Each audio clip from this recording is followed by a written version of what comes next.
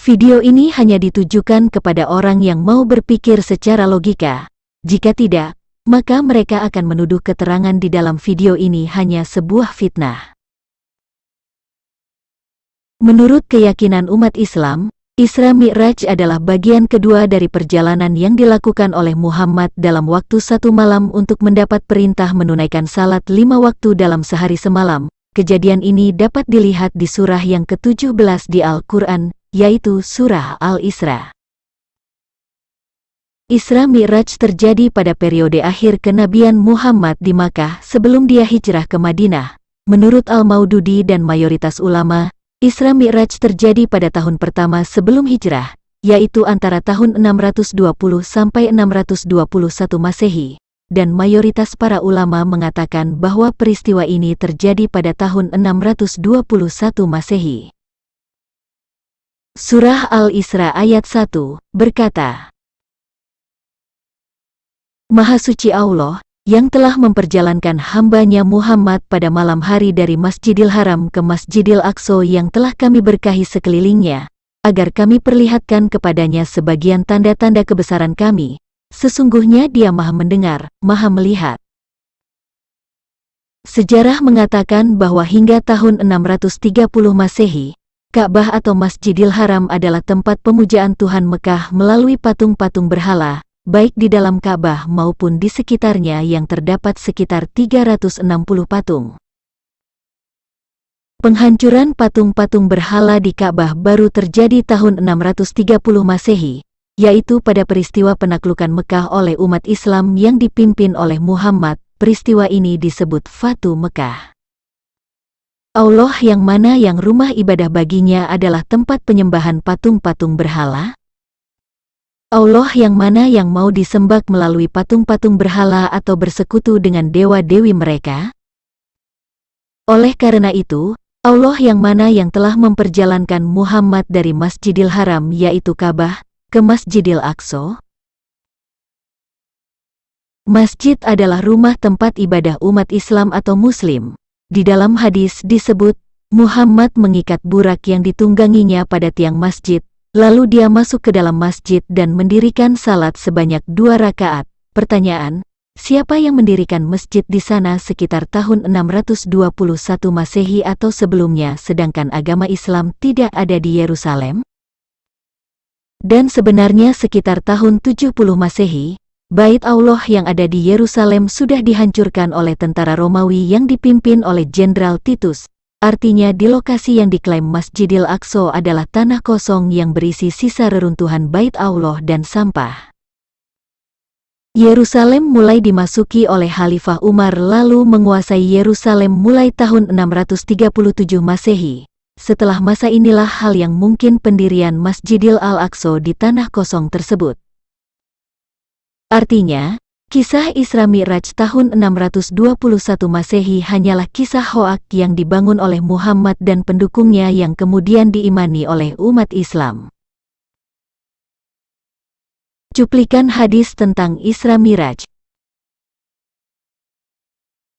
Dari Anas bin Malik bahwa Rasulullah Shallallahu Alaihi Wasallam bersabda, Aku telah didatangi burak, yaitu seekor binatang yang berwarna putih, lebih besar dari keledai tetapi lebih kecil dari bigal.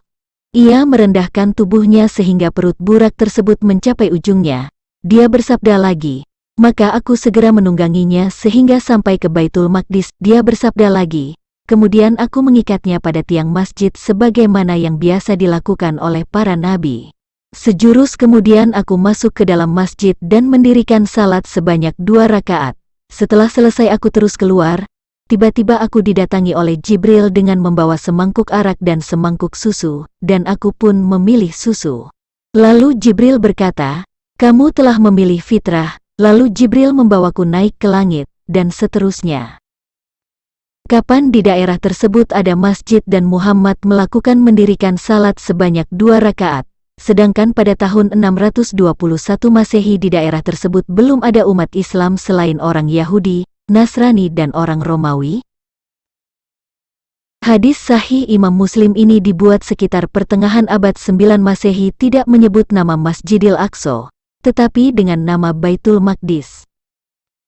Kalau nama Masjidil Aqsa sudah ada sejak tahun 621 Masehi dan nama itu tertulis di dalam Al-Quran, bagaimana logikanya Imam Muslim justru menulis kitab hadis di abad 9 Masehi dengan nama Baitul Maqdis?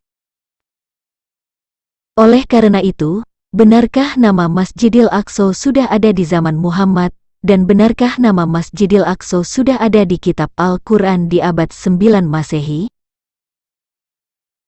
Di dalam hadis ada tertulis, lalu Allah memberikan wahyu kepada dia dengan mewajibkan salat 50 waktu sehari semalam. Sehari semalam hanya ada waktu 24 jam, jikalau salat hingga 50 kali dan waktu salat dan persiapannya anggap saja hanya 15 menit, berarti waktu untuk salat dalam sehari semalam butuh waktu 750 menit atau 12 jam 30 menit. Kapan untuk bekerja, tidur, makan, mandi dan lain-lain? Apakah Allah begitu bodoh sehingga ia memerintahkan waktu salat sebanyak 50 kali dalam sehari semalam? Dan di dalam hadis ada tertulis, Allah berfirman, "Wahai Muhammad, sesungguhnya aku fardukan 5 waktu sehari semalam." Dan sejak kapan Allah SWT dapat berfirman kepada manusia?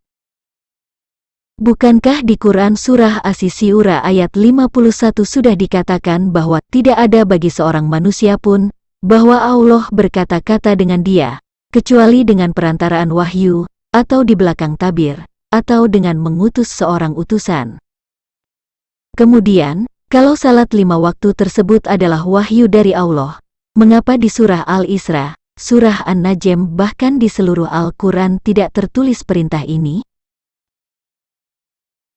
Menurut Surah An-Najm ayat 6-14 dikatakan bahwa sosok yang menyampaikan wahyu Allah kepada Muhammad di Sidratil Muntaha adalah Jibril, sedangkan dalam hadis adalah Allah sendiri yang berfirman, "Wahai Muhammad, sesungguhnya aku fardukan 5 waktu sehari semalam, setiap salat fardu dilipat gandakan dengan 10 kali lipat, maka itulah 50 salat fardu."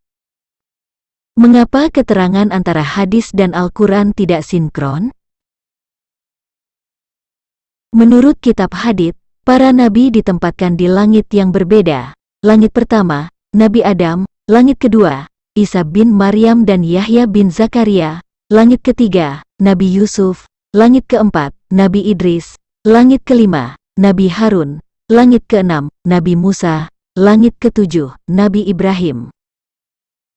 Bagaimana logikanya mereka tinggal sendirian di langit? Dan di dalam hadis ada tertulis, lalu Jibril membawaku naik ke langit.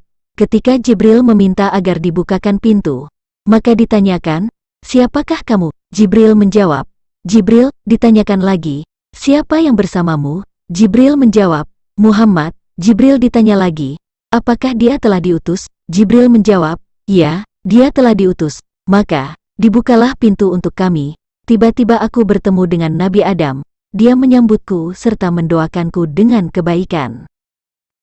Adam sendirian di langit pertama dan pintu dibuka untuk Jibril dan Muhammad. Apakah langit itu serupa dengan kamar kontrakan? Atas dasar apa kisah Isra Miraj yang penuh kontroversi ini pantas diimani sebagai peristiwa sejarah dalam kenabian Muhammad?